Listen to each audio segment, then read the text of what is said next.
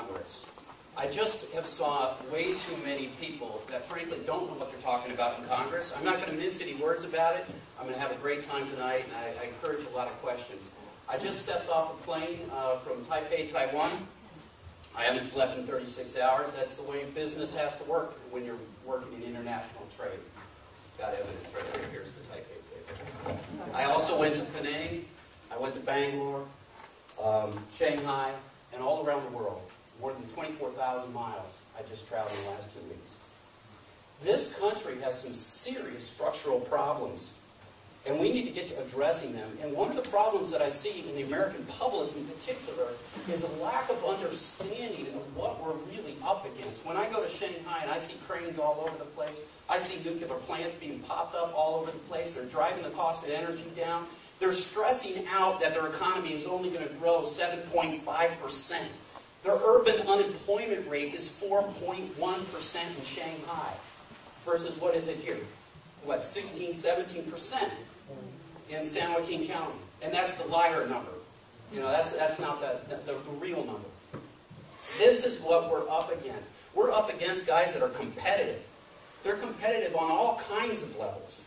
When you look right on the front page of this paper, they're telling us why they cannot put beef into the Taiwan market. You know, they were all up on Twitter about the mad cow problem years ago. And as soon as that one finally went away, they came up with another hormone problem.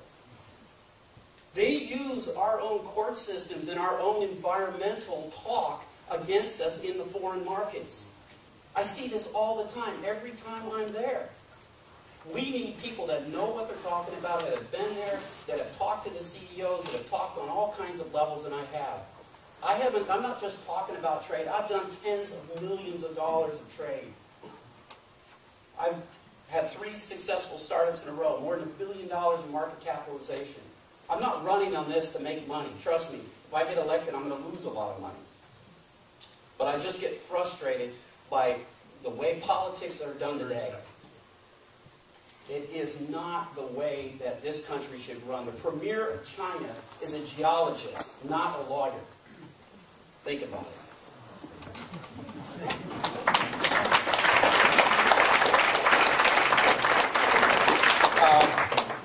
I'm going to have Jeff Denham is not here, but his campaign manager, Ethan Kirk, is. I'm going to have him come up and give a little speech for Jeff, and for 3 minutes. We're not going to have him take any questions because you really need to have the candidate for the questions. But come on up. Thank you. Oh, thank you. So my name is, first thing you should know about Jeff Denham is that I am not him. He's about 9 or 10 inches taller than I, and he's blonde, so that's number one. My name is Ethan Kirk. I represent Jeff Denham tonight. He is in Washington attending to his duties as a freshman member of Congress. That is voted today. You may see in the news there's some transportation legislation going on. So I'm here just to tell you his background and give you a sense of the race that we're facing in the new 10th Congressional District, which covers all of Stanislaus County and the southern portion of San Joaquin, Antigua, Tracy, Ripon, Escalon. Jeff Denham is a family man. He has 2 children with his wife, Sonia.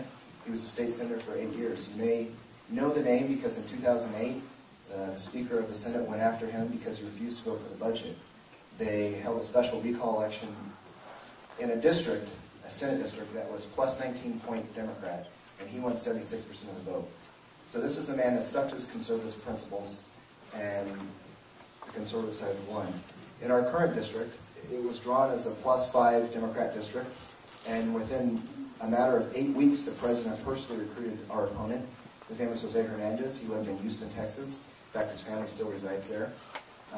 He is from the Stockton area. He's from French Camp, which is outside of our district, by the way.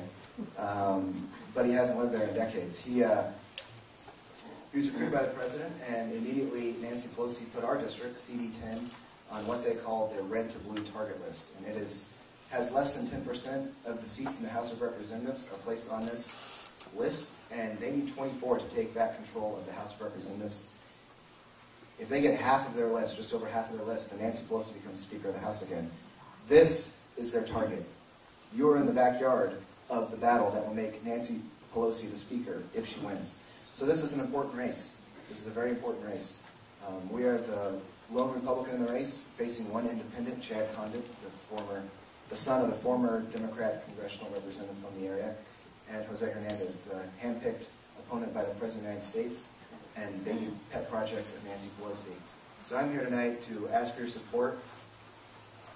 Apologize that Mr. Denham cannot be here in person, as I know that he loves nothing more than getting out and speaking with his constituents, hearing your concerns, and spreading his message. But for that, we'd like to ask for your support and thank you for your time.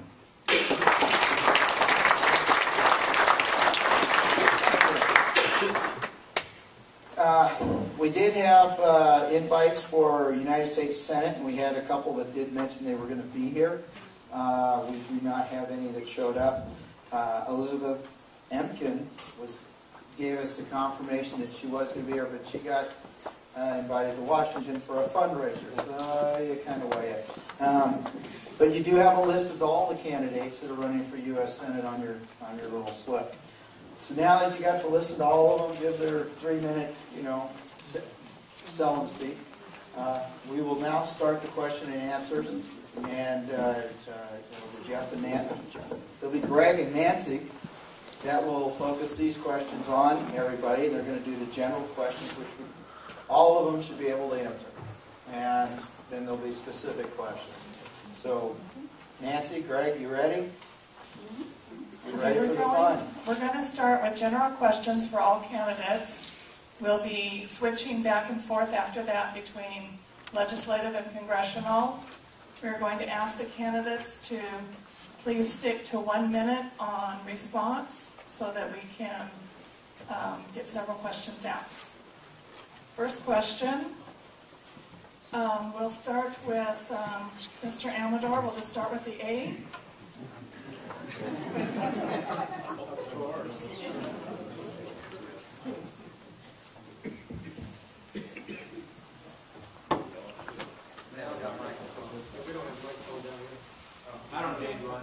We'll start on this side with congressional candidate.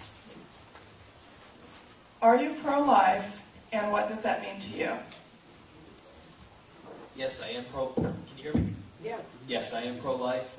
In fact, the first candidate questionnaire I filled out in this district was the National Right to Life questionnaire. To me, that means no federal funding for abortions above and beyond kind of what it means generally. There should be no federal funding for the practice. That's been the case for a long time, since the 1970s. I support the Hyde Amendment, and I would continue that practice. Is this live? Yeah. Okay, I'm absolutely pro-life. Me and my wife worked in crisis pregnancy centers. I wish Ricky Gill would expand more on his pro-life stance. He's got quite a background there you might want to ask him about. Yes, I'm very strongly pro-life, and it's rooted in a belief that, my mom was an adopted child. And back in those days, if it was as loosely done as it is today, who knows? I might not even be here. So I've always believed in pro-life and don't believe that we should be funding Planned Parenthood with taxpayer dollars. And so that's what I have. Yes, I am also pro-life. There is nothing more precious than the life of an unborn baby.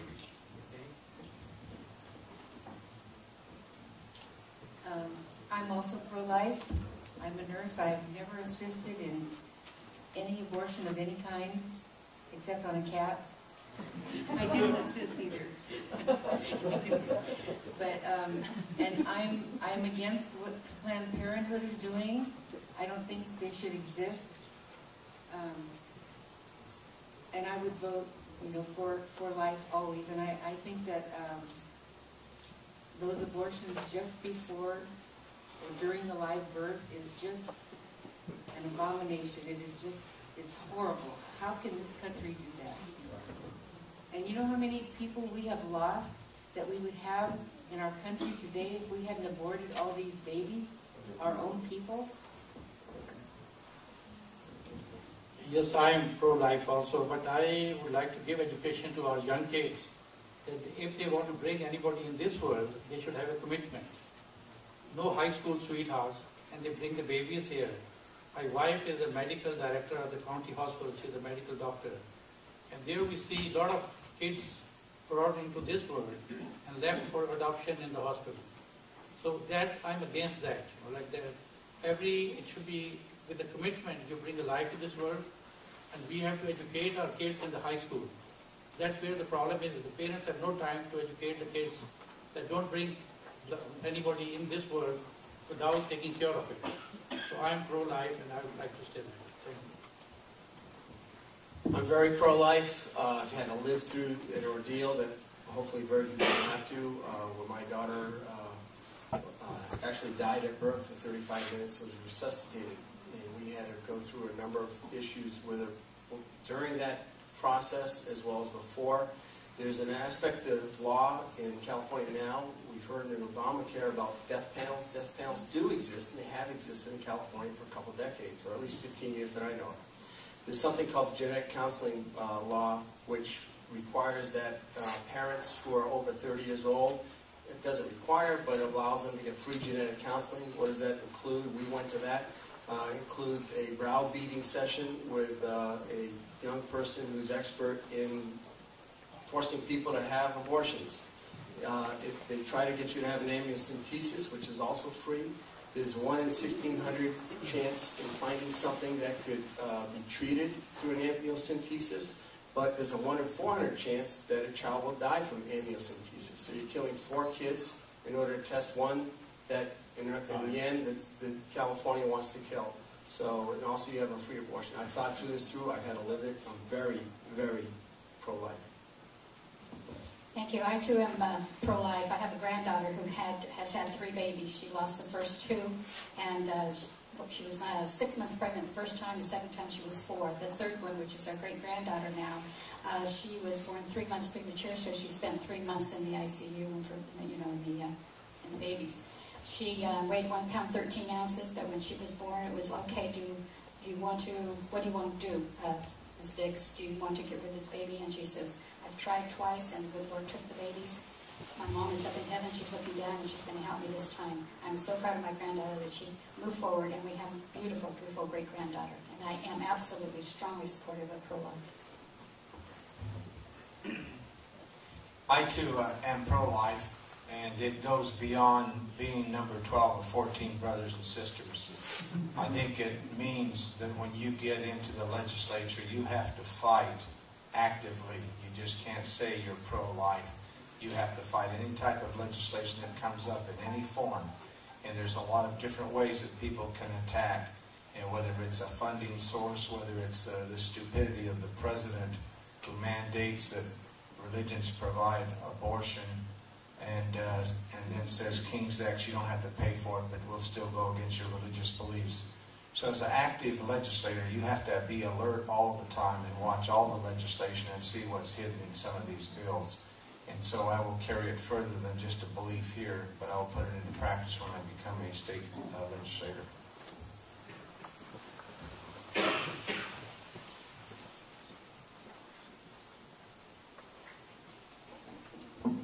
Thank you. And the next question, we will start with Mr. Amador. What have you done and what will you do to protect our Second Amendment right? I always love softballs. I was LAPD for 13 years, and so you know where I stand on that. And I defended so much that when I was burglarized, I went out as fast as I could and rebought my guns. That's what I do. I think that that's it's in the Constitution, the Second Amendment, and I think that when we begin to take away some of those rights, then we are really in trouble. I am one of those persons, though I will tell you that there are certain things that we have to be careful of when we have armor-piercing bullets that can go through a vest and kill a police officer. But I'm not for controlling the ammunition. But I'm certainly a proponent of the Second Amendment, and I owned my own weapons. And I'm not trying to arm everybody, but my wife also has her 2-inch .38 revolver. I support that Second Amendment, and I'll tell you why. I think it's important that we have that right. I was issued a concealed weapon permit, and I carried it for 2 years. My granddaughter is a senior in high school right now, and she's in criminal justice academy, and she's on her way to Sonoma to come next year.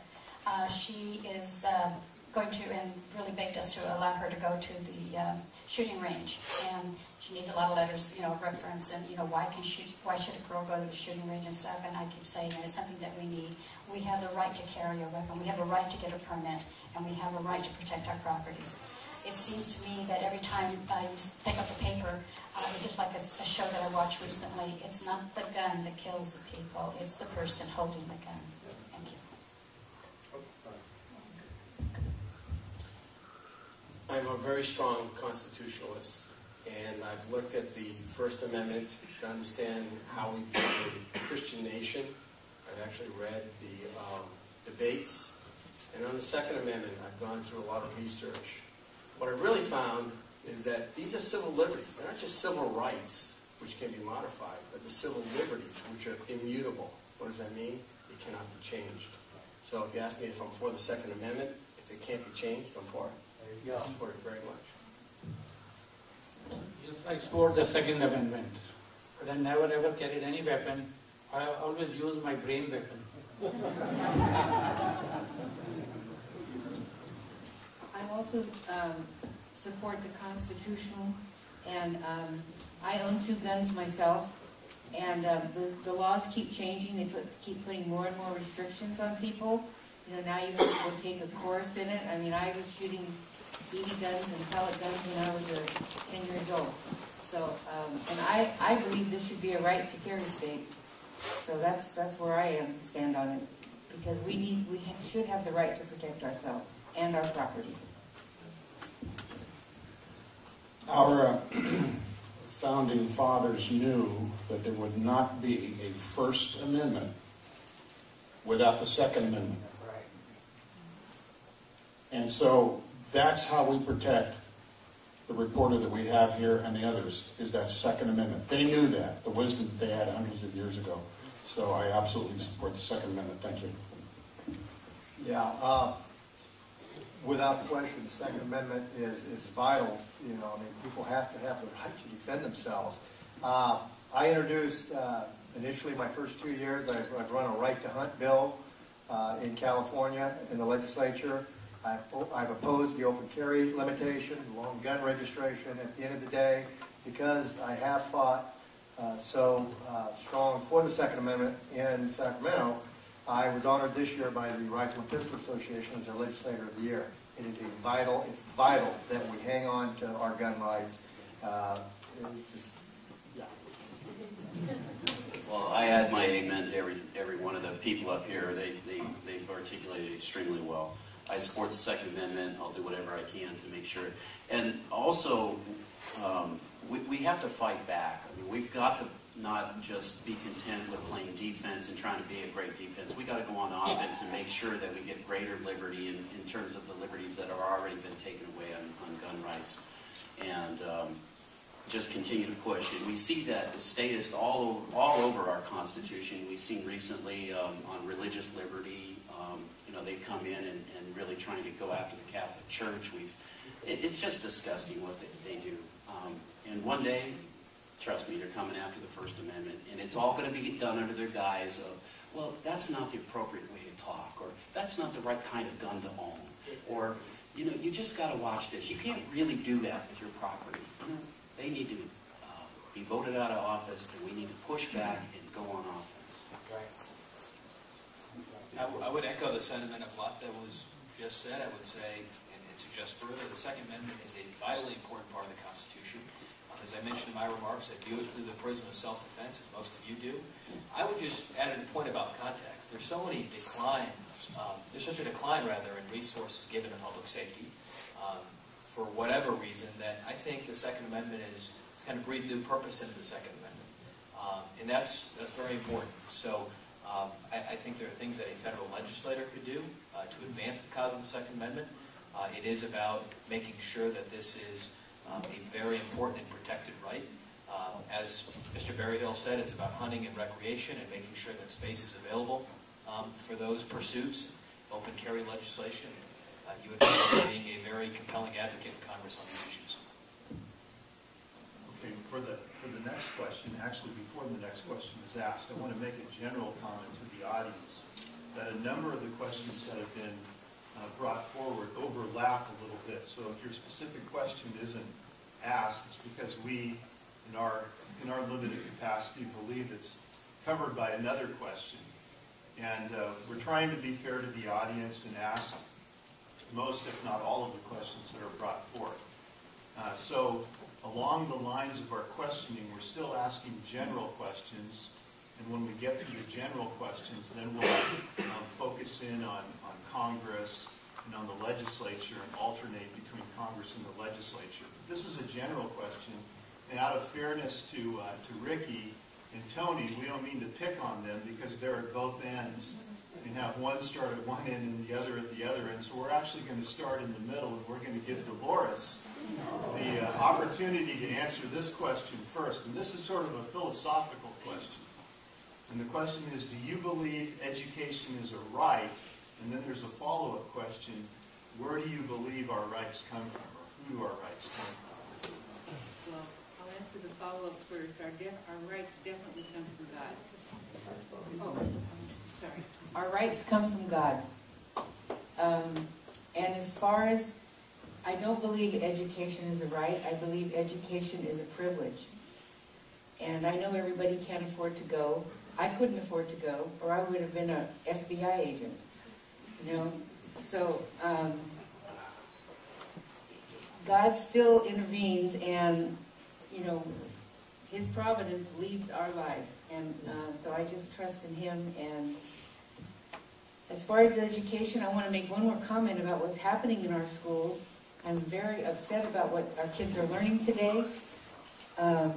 They are not learning about our Constitution, about our heritage, and I'm really afraid for the next generations because they're not patriotic to this country. We're losing them.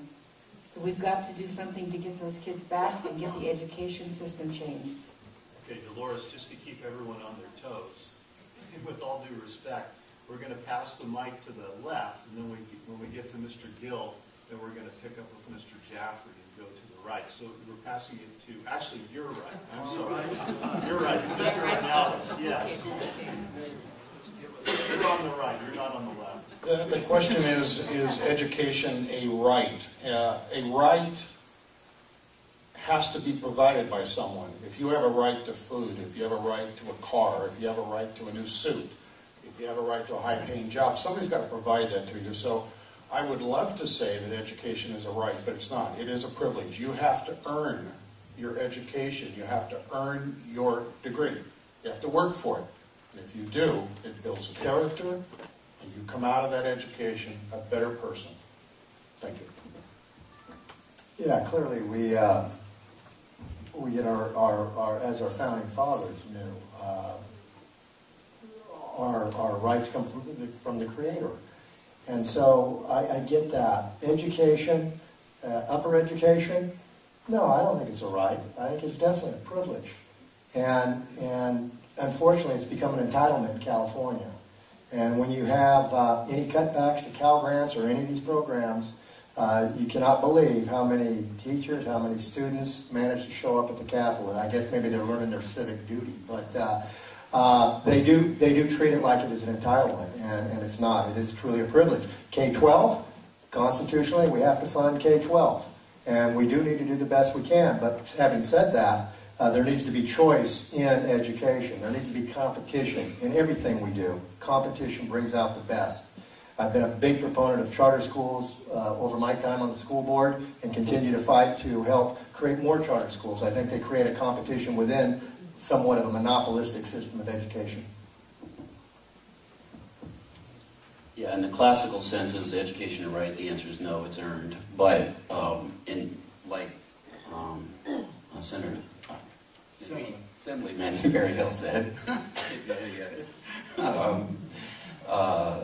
you know, K through 12 is not going anywhere, and it's what we have to fund, and it will be funded. The one thing I want to say about education, though, and what is surprising, is the breakdown of the family has had a greater impact on the education of our youth than almost anything else. We can look to the schools and teachers and this kind of thing, but if you look at a young man today and say, what's the number one determinant on what his education level is? It's whether dad's in the home. It's not what great teachers they have or what school district they went to or anything like that. It's if our mom and dad married, staying together, and raising their kids.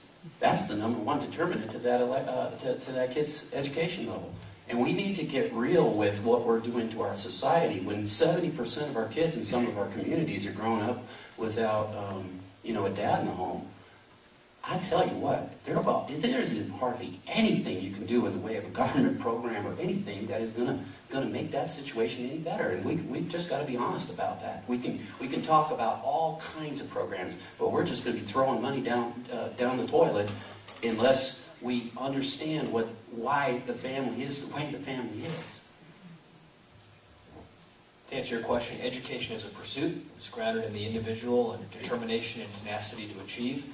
I would just cite my experience here fighting for this very concept. When I was on the California State Board of Education, a very meaningful debate transpired around the high school exit exam. And there was a temptation 6-7 years ago to relax this requirement. There was a school of thought out there where people thought we could mandate a 100% graduation rate, that a high school diploma was an entitlement, and it's not. We fought for a high school exit exam to give meaning to a high school diploma, and I think that informs where I stand on all these issues. I do agree with some statements that were made here on choice and competition in public education. We've got to break down the monopoly that a lot of these entrenched interests have in public schools. Kids are being put at the back burner. It's unfortunate. They, unfortunately, are the one interest group that doesn't have an organized lobby in Sacramento. And that's unfortunate. And I think it speaks to a bigger issue. And I have the experience to take this fight where it needs to be taken. Thanks. Now we're going to pass on the same question. We're going to pass the mic to Mr. Jaffrey and move to his left. Your turn. I think education is the right. The day the child is born, comes to this world, he starts getting education. And parents are the first teachers of the child. And I think it's natural, as we have gone and seen in the world, that as soon as the child is born, the education starts. And then education goes and gets into the school and then into the college and the universities. But it's the basic human rights, human basic values that one gets from the parents and then from the teachers. So it's necessary to make a person educated, and education brings the knowledge, brings the power. So you educate and empowers the child when he gets the education. So without education, he'll be not powered, he cannot exist in this world without education. So I strongly support the education values that we have, and I think it's a right of a child to have education. It's a two-part question, right? Wasn't the second part where do we get our rights from? Correct. Actually, let's get the question. Want to finish that? Or? Yes. Do you believe education is a right, and who do you believe grants rights? Well, I think I made it clear earlier that we get our rights from God. God gave us our life, liberty, and pursuit of happiness here in our unique nation. So there's no wavering from that whatsoever. I also believe that our founders wrote the Constitution in a way that allowed them, a very disparate group of people with very different religions and some beliefs, to come together in order for it to be modified. And one of the modifications is that we do have education as a right under the Constitution. Now, with that said, on a legal basis, there's significant problems with that issue right now. I actually have a disabled daughter who's severely disabled, but has a 148 IQ. She's brilliant. She can't do anything for herself. I've attended school with her over the years. Actually, if she doesn't have an aide, I have to go in the classroom, go help her. I do her homework every night, things like that. And I see things from a very different perspective, good and bad. We're fortunate Elk Grove has a very good school district. Thank you very much. But, the truth is that we're looking at the problem a little bit askew. The problem are the unions, and the problem is how the system was set up. 100 years ago, when we were developing our educational system, a guy named John Dewey establish and design our system for the purpose of destroying Christianity and creating a communist government. Okay? He signed the Communist Manifesto. This is what he wrote. 20 years later, Charles F. Potter actually wrote a book. Actually, say this one thing is for the church. Sure. Okay. Charles F. Potter wrote in his book supporting this that what can a Sunday school do 1 hour a week that we can't overcome 5 days a week, 6 hours a day? That is the issue with education. Thank you.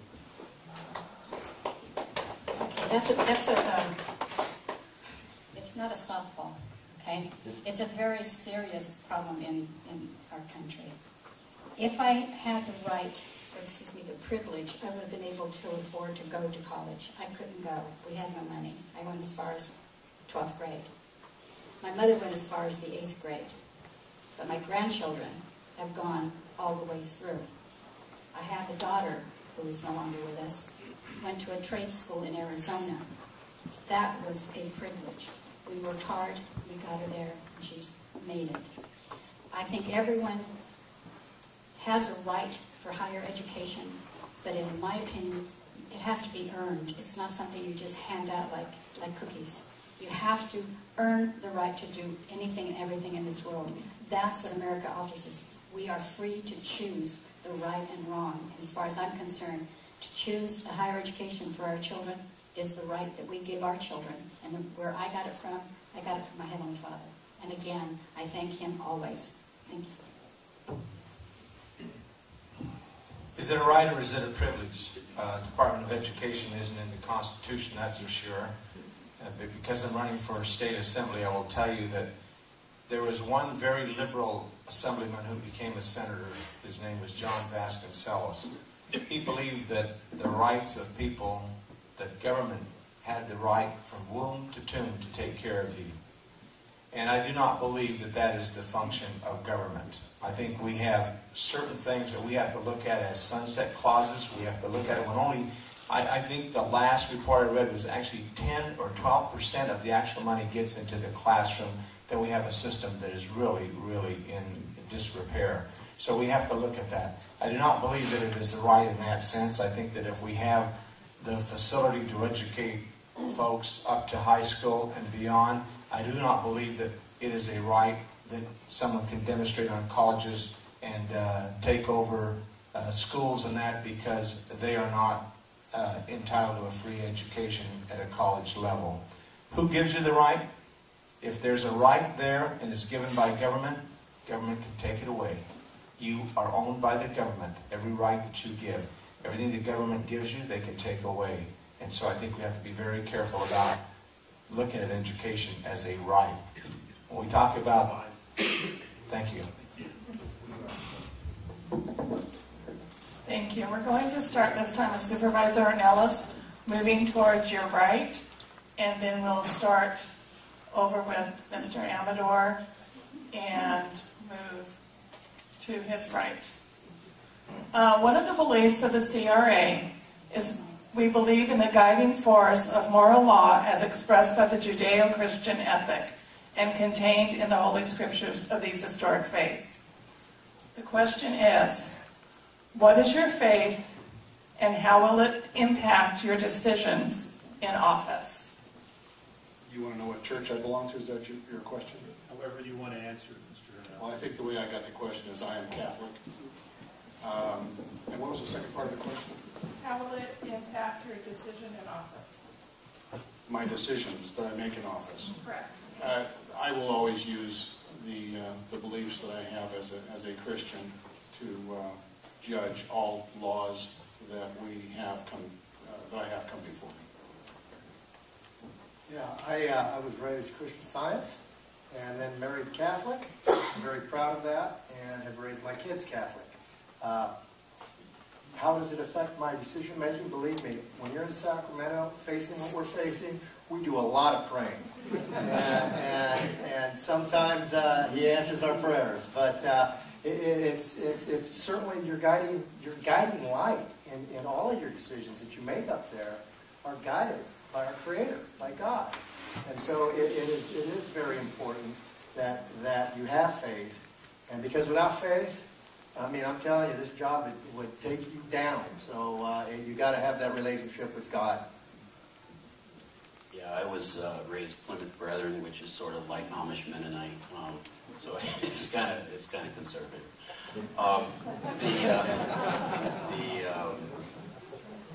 Yeah, how is that going to guide me? Well, I moved out of that, so that's not what I am. But I do believe faith underlies science. I believe faith underlies pretty much the entire worldview of how you perceive yourself. Do you believe man is the one who sets the morality standards, or do you believe God sets the morality standards? And that is a big dividing line between people, and depending on which basis you form your beliefs, it has a radical difference in how you live your life. And I believe that in God, I believe that that there is a creator that we will answer to one day. And so no matter what I do, whether it's in public or private, I will give an account for my actions someday.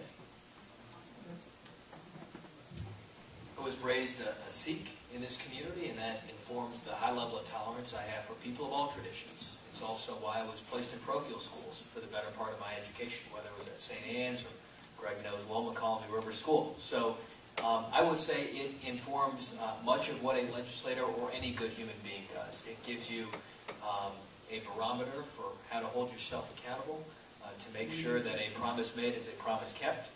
And those are the values that fundamentally guide every action I've taken, not just in the context of this campaign, but as a human being, because you come into contact with others who have a high expectation of you, and your faith, I think, is a critical part of keeping that trust. And trust is something that is sorely absent in politics today.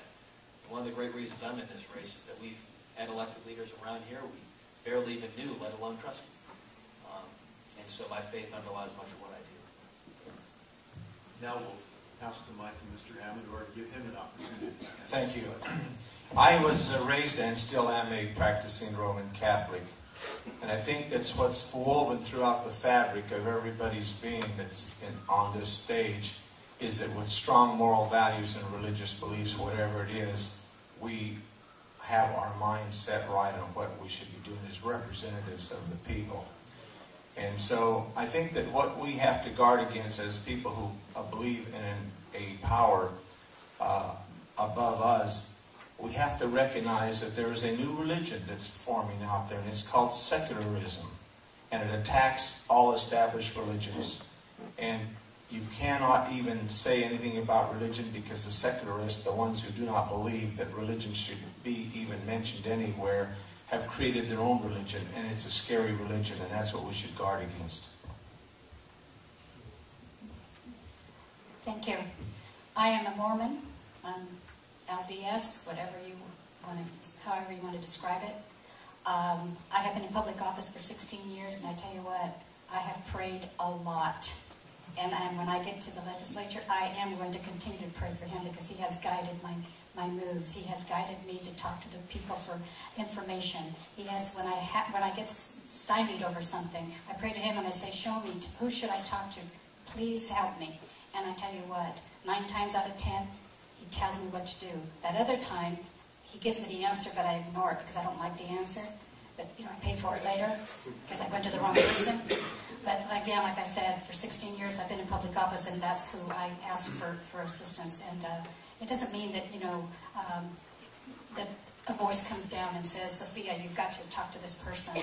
Just things happen, and it happens in your lives as well. I know they do. And you call it coincidence. I don't believe in coincidence. It's him telling us, go this way, and you will make the contact that you need. And that's what I do, and I will continue to do in legislature. Oh boy, where do I begin? I was baptized and made communion as a Catholic. In 10th grade, I took a trip to Virginia to see a cousin. I was born again. I went to college as a Christian, as a zoology major, and I stuck to my guns. And when you ask about education, I'll tell you, evolution is a religion in college, regardless of its scientific basis. My daughter, as I mentioned before, I don't want to dwell on her too much. I had 2 other beautiful kids, died at birth, and then we found out when she was older and third grade that she remembered going to heaven. She said she was in heaven from the moment she died until 6 days later when she woke up out of her coma. What that means in heaven time, I don't know. But I live with her every day, and I'm reminded of some of the miracles that have occurred in our life. She had 6 miracles to be here, and we're hoping for a 7th one in a few weeks, where she's actually been invited. Will be a guest by the Knights of Malta to go to Lourdes, where some miracles have taken place. I'm a failed person. These people are all probably much better than me, but I do have a fundamental faith in God, and that is what drives me to do what I'm doing here, and the decisions I try to make. Thank you. I strongly believe in strong Christian beliefs that values they have. I ran for the mayor of Stockton against Gary Podesto, and he wanted to bring gambling and no dancing, and I opposed that. And the Christian Coalition, they supported me, they endorsed me as a candidate.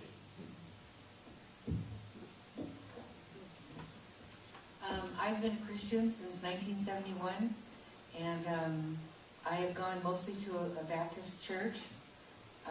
But when you work for the state, you work on Sundays, so I kind of fell by the wayside for quite a while, but the faith is in me, and I believe strongly in God, and I do pray every day. And I want to say this last weekend I went to a seminar out on Peltier Road, put on by Rex Ruth. I don't know if you've heard of him. He was wonderful. He talked about the beginning of man, where man was over man. And then after Jesus Christ, God became over man. And that's how we got our Constitution, with God over man. And that's how we have our liberties. And they're being stripped. So that's all. Okay. In keeping with our intent to keep our candidates on their toes, we're going to direct this question first to Mr. McDonald, and then we'll pass the mic to Mr. Gill, and then we'll go from Mr. Berryhill on down the line.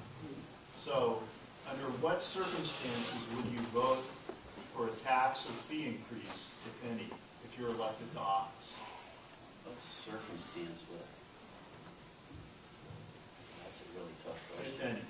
Yeah. I can't think of any case where I would be voting for tax or fee increases of any kind. I think we have enough money in Washington. I think our problem is spending big time. In fact, I think the really dicey issues in Washington, when you look at the budget items, I mean, you've got basically military spending, you've got Medicare, Social Security, and debt, right? And that, you've got a lot of other stuff, but relative to what matters, you've got 4 huge lines. And we've got to get real about spending. And every time Congress gets together and they have one big agreement that they're going to cut spending, they go, oh, we're going to cut $1 trillion, and by the time you hear about it 3 weeks later, it turns out they cut $20 million or something like that. I mean, it's so the whole focus that I will have when I go to Congress is how am I cutting. I have no interest in raising any tax on anything. I just don't see that happening. Greg, to answer your question, I think the priority has to be streamlining government and growing revenue by growing the economy. And that's my overall philosophy. I'm the only one in this campaign, to my knowledge, who signed the Americans for the ATR pledge, Americans for Tax Reform pledge. I believe that this is not a revenue crisis. This is something that we need to get more efficient with in the public sector, and that's certainly my approach. 2 things I would cite in addition to that. We need to get back to baseline budgeting in this campaign, and also in the Congress, and that means redefining what a cut means. Right now, a cut is just a slowed increase in Washington, and that is just a paradigm shift that I wasn't party to and you weren't a party to. The second thing is I advocate for a balanced budget requirement. We need to return to that being the norm and not the exception. That's not to say there aren't exemptions in cases of dire national emergencies, Greg, but we can carve that out in a balanced budget requirement, and I'm open to that. But that has to be a high threshold, not just a majority vote in Congress. A supermajority would probably be required. And, I think that's a matter of consensus. Most people would agree to that. Yeah. California, we ought to be cutting taxes, what we should be doing right now. We ought to be spurring our economy, putting more money back in your pockets, so you can spend money where you want to spend the money, not where the government spends the money. Having said that, when you're governing, there have been a couple occasions where I have supported a fee on a gas tax. It was less than it was about a half a cent fee that the petroleum industry, the gas station owners asked to level the fee because they would have been regulated. Make no mistake, every regulation is passed on in some form or another. In this case, they needed the small gas station owner of 1 or 2 gas stations could not pay and could not pay to do his inspections. So the industry wanted a fee to cover the inspections, and that was coupled with another bill by Cameron Smythe in order to make the program much more efficient than it was. I wouldn't have done it without that companion bill. The other one was, and I stand by this all day long, the Amazon tax. I'll tell you what, our communities are dying out there. Our local retailers are dying out there. And why? Because of corporate welfare to out-of-state businesses like Amazon.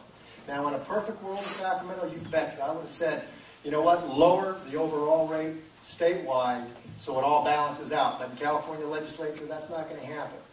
Remember who supports your nonprofits. Remember who supports your little leagues and your soccer teams. It's those mom and pop shops in your communities. And so I proudly stood up and said, you know, doggone it, it's time that the Amazons didn't get a break anymore. The question is, under what circumstances would I vote for a tax increase? The answer is very simple. None. On fees, government occasionally does charge fees for services. It has to be for a service that is needed. I would carefully digest what that fee is for before I would support it. But that's the only way I would maybe support a fee. Thank you. As far as tax increases, I would vote for none. As far as fee increases, I would vote for none. I remember the Golden Gate Bridge. When I was a young girl, I think it was $1 to pass the bridge. What is it now, $6? And it was supposed to be a temporary tax or fee to help pay for the bridge and the paint. Well, it goes on unending. So I would vote no on everything. Taxes and fees have recently driven my brother out of the trucking business.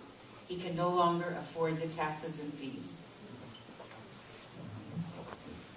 Yeah, see, depending on our economy, which is going down, our buying power is going down. The money you have in pocket cannot buy the same thing what you bought it for 10 years ago. So it's a global village. We are living in this world where the money value is going down. There's more unemployment. There's more we are losing jobs here. So there will be a time when we need the services and somebody has to pay for the services. So under those conditions, when as our city is going bankrupt, so there will be nobody to pick up the garbage. So then nobody will be there to supply water to us, to our houses. So under those conditions, I think it will be essential to raise the taxes to meet the demand for the services. Somebody has to pay for the services. Thank you. I'm a deep believer in the Laffer curve. You reduce taxes, you increase revenues, you solve a lot of problems. I'm very much against excessive taxes and revenues to the state or any other government. I wish to have greater simplicity or significantly better simplicity in the tax code because just as for myself, I don't know about some of the other people here, the amount of work it takes for me to do my taxes is incredible, and I have to say sometimes I feel like a criminal when my accountant shows me my tax forms. Sometimes they're this thick, and I go through it, and I've got an MBA in finance from Northwestern. And I look through it, and I got to tell you, I told him once, I remember in 1997, I sat down and said, John, I don't understand a thing in here. I mean, I feel like I'm lying if I sign this form, because I'm supposed to attest that it's all true. He said, Ed, you don't have to worry about that. But I do worry about that. But there is taxes I would increase. Next time Jane Fonda starts to say how conservative rich people ought to be paying, small business ought to be paying more taxes, hey, let's put a Hollywood tax on there.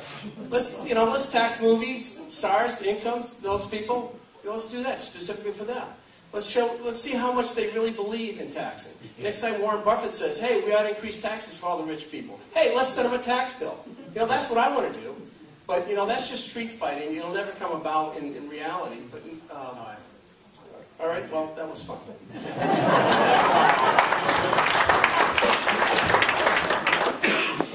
Well, there's a fine line here. I definitely am not into raising taxes in any manner, shape, or form. But you know what?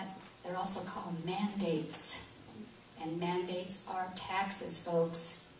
They tax, they mandate businesses without any revenue source available to them. So businesses are going out of business. Just look in your community. You have vacant spaces in all of your outdoor malls, in your closed-in malls.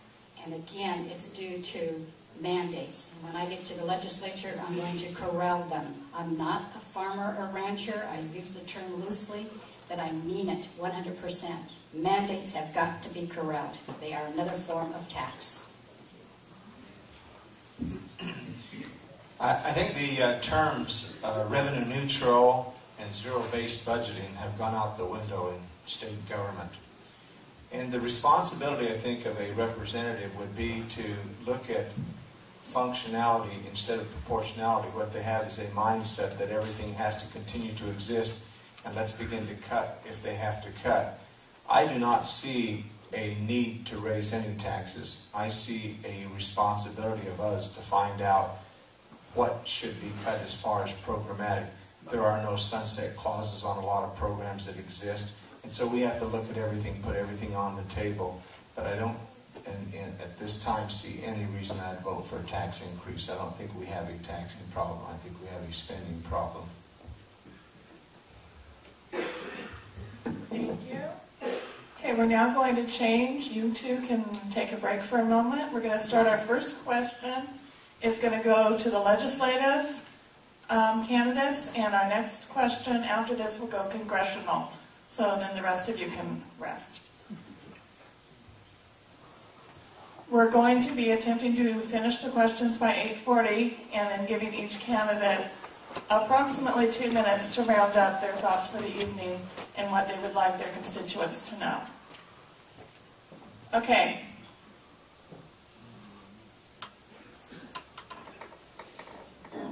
Okay, this one will start with Mr. Nemeth moving to your right and then going back down, finishing with Mr. Amador and Mrs. Sherman.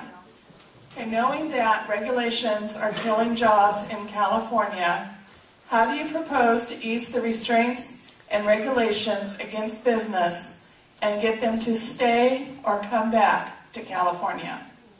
There has to be a consolidation of some of the regulations. I'll give you an example. That little tiny clinic I built, I have to pay, I'm regulated by a number of different fire and environmental groups because we have oxygen in the clinic.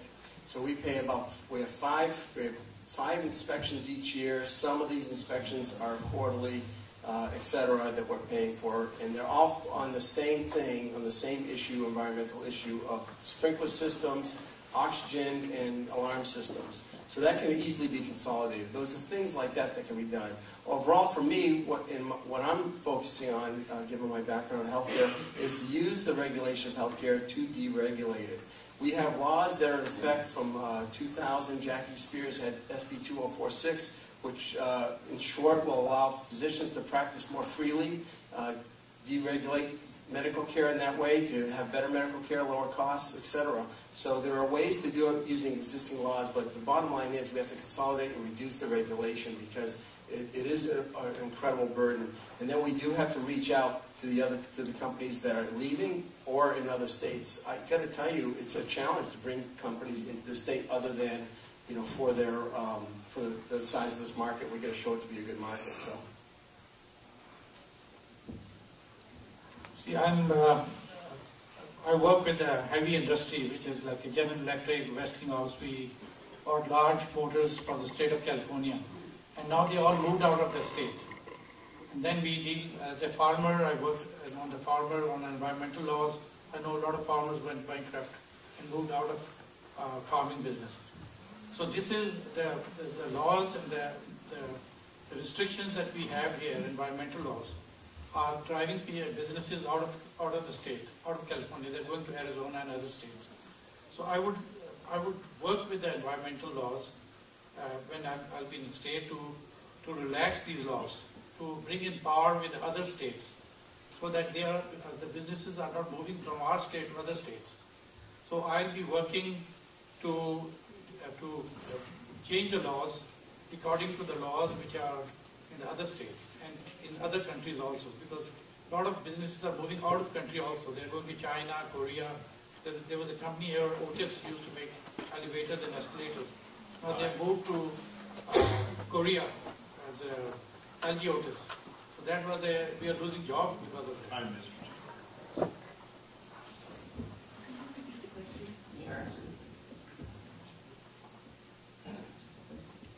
How do you propose to ease the restraints and regulations against business and get them to stay or return to California? Well, I would have to say it is because of over-regulations that many have left or closed their businesses or just shut down. And getting them to come back to California, I don't know if we can do that. But I must say, agree with some of these other speakers who said, to me, CARB, the California Air Resources Board, they are making a heavy impact on farmers and landowners, and they just have so much pressure and so many regulations that people can't afford to comply, so some of them just want to give up. My daughter had a great quote. She says, California needs to be on a no-carb diet.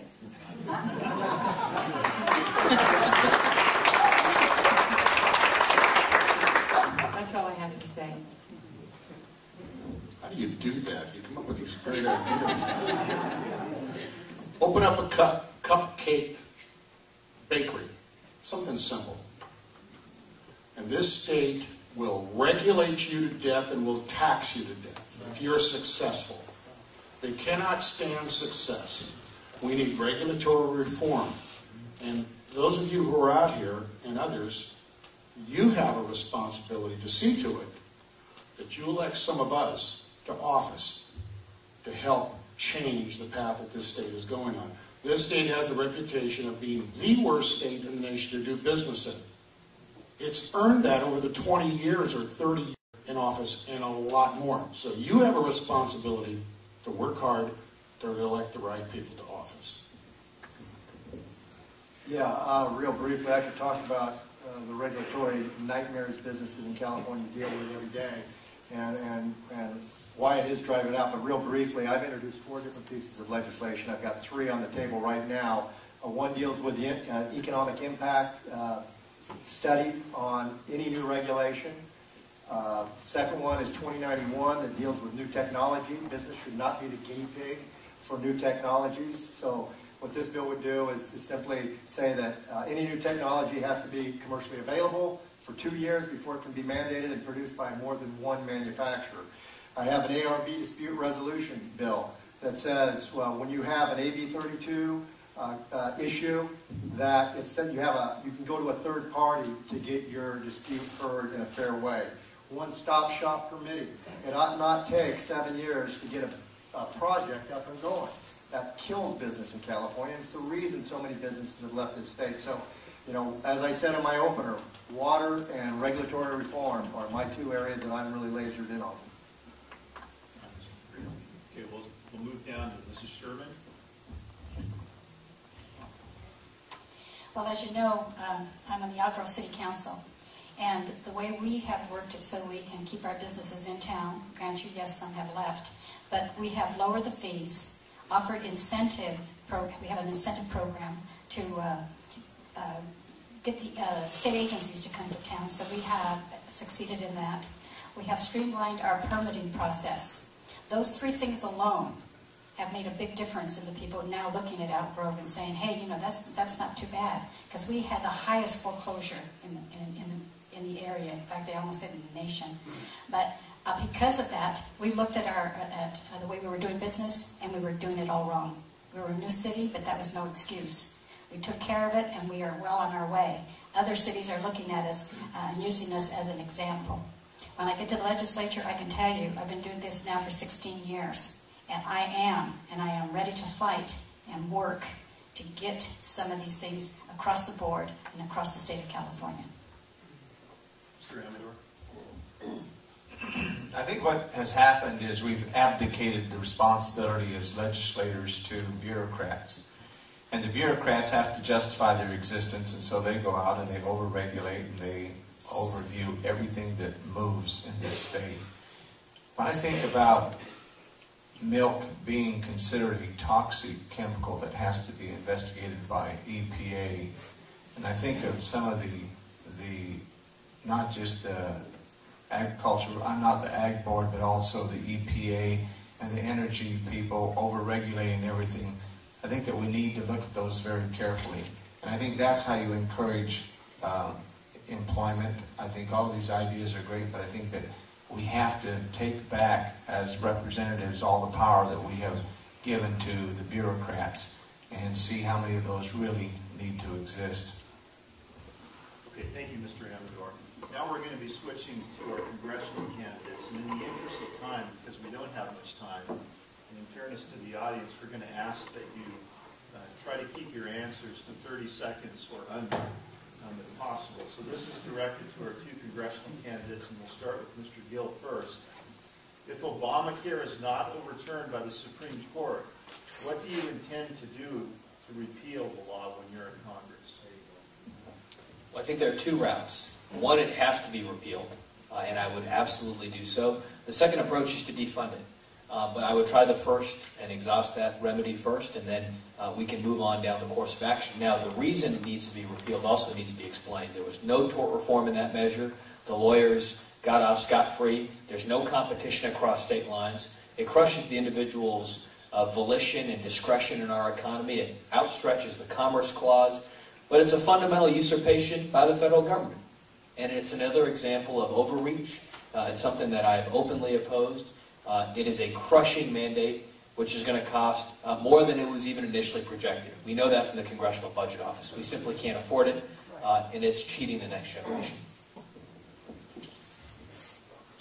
Well, to the extent that you can defund it, I think that's a great idea. One of the problems with Obamacare that is rarely talked about is it really is a takeover of healthcare. Basically, what they're doing is they're taking a few large insurance companies and they're turning them into the equivalent of Fannie Mae and Freddie Mac, kind of basically government-backed organizations. And what that is going to do, it's going to absolutely kill innovation in the medical business. And that is the thing that is so sad. When these statists take over things, the first thing that goes is innovation. Because it's one of those things you can't put a finger on. You can't say, when is an innovation going to happen? But now the government is going to dictate what new products come to market, what new drugs come to market. And that is one of the saddest things about it, is we can't point to all those people that are not going to be living 20 years from now as Obamacare starts to come over and become the wet blanket over this entire healthcare industry. Thank you. Our next questions for the legislative, we're going to start with Mr. Amador and move to your right down, ending with Assemblymember Berryhill. Whoever wins this election will be our leading voice locally and in Sacramento for the future of the Delta. What will you do to protect our water rights? And I know this calls for a lengthy response, but if at all possible, you can keep your responses to 30 seconds or below. 30 seconds, no peripheral canal, and that would summarize, I think, what is a big concern of a lot of people in the valley. I think also that you have to have a idea that a human being is more important than a smelt, and I think that the environmentalists are probably the biggest threat to our government than any other entity. And so we have to study. I would advise everybody here to read Agenda 22 the United Nations has, and you will see what is happening to our country.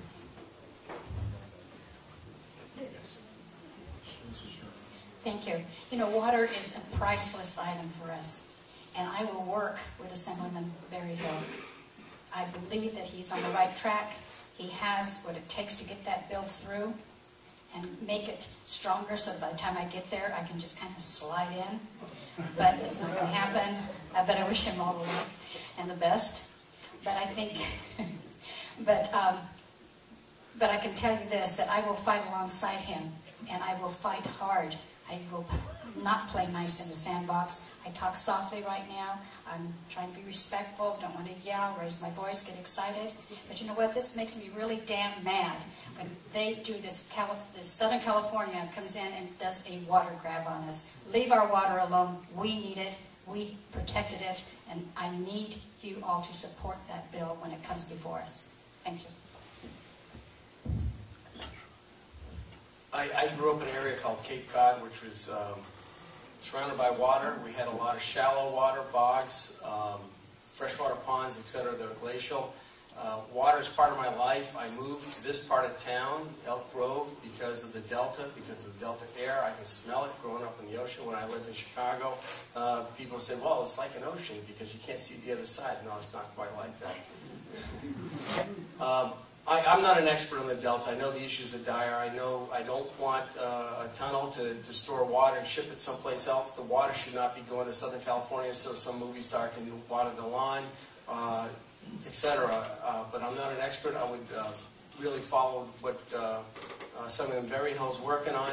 He's got a lot more expertise, but I'm very strong for the Delta, protecting it, using it, and making it a treasure for all of us, and to do so in a way for economic development. There you go. And I talked to him. Yeah, see, I worked on the Delta, I worked on the water projects, working with the state of California, and that's the edge I have to get in there. When they built the California Aqueduct, the city of Stockton never participated in that, never contributed any money. So they have no water rights on that. Tracy did participate, and then down south, Fresno, and all the way to San Diego. Those people, they contributed, they financed and paid for the construction of California Aqueduct. So they have the water rights. Now the developers are coming, buying the water rights from the farmers. They're leaving the land empty, and they're selling the water rights to the developers, and they're building developments and golf courses southern. So they're taking all the waters from here, and we are pumping the water from the ground, and our ground level is going down. So Aquifer from other Calaveras County, that they are charging us $10 per acre per year as a penalty that we're pumping water from the ground. With all due respect, and I know these questions call for lengthy answers, please try to keep the answers short. And we still have some legislative candidates left, so Scooper. I am against the peripheral canal, and I am for either new water storage or expanding current water storage. Very good. The water issue in San Joaquin County is vastly complex, so I'll make this short and I'll deal with one aspect of it, and that's the peripheral canal. The peripheral canal will do irrevocable damage to San Joaquin County and to the Delta. It will never be cured once that canal is built. We have to do everything we can to oppose the construction of that canal. Let's be very clear. Southern California wants to steal our water. We got it. They want it. It would be the greatest transfer of wealth in the history of probably the country for them to put the canal in or the tunnels in. I'm running a couple bills. Cost-benefit analysis of the pipeline. We need to shine the light on a $25 billion pipeline, and what's that water going to cost? What's going to be the effect in the Delta? The other one is the Western Delta intakes, and that is a plan that gets 2 million acre-feet of storage, creates dual conveyance through Delta, and protects the Delta. That's what we're pushing right now. I need your guys' help when these bills go forward. Now we're going to switch to Congress, and we're going to have one more question for our congressional candidates and one more question for our legislative candidates. And you'll have the turn to speak first, Mr. McDonald, on this. What federal programs, if any, will you work to shut down in Congress if you're elected? Well, I think the federal government just does way too much. I think the education department should be outsourced to the states. Done, finished. I mean, there's just an enormous amount of federal programs that should be shut down. I do believe that the big budget items, though, need to be addressed. And one of the things that I don't like with a lot of people, they can give a lot of technical details, even like balanced budget amendment.